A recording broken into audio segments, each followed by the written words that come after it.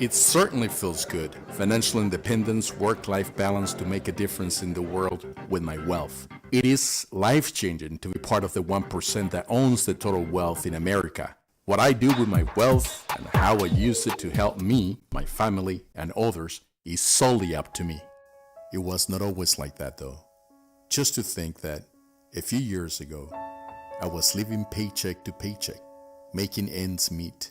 I was complaining about all things I did not like or agree with, but did nothing about it. I was just a worker bee. It did not matter the level of education or the years or the long hours working on the education you are may believed was the ticket to success and wealth. You have to realize that you're being molded to become an employee. Education is just one more tool to accomplish your goals. Why is wealth such a taboo? It is documented since 2000 BC.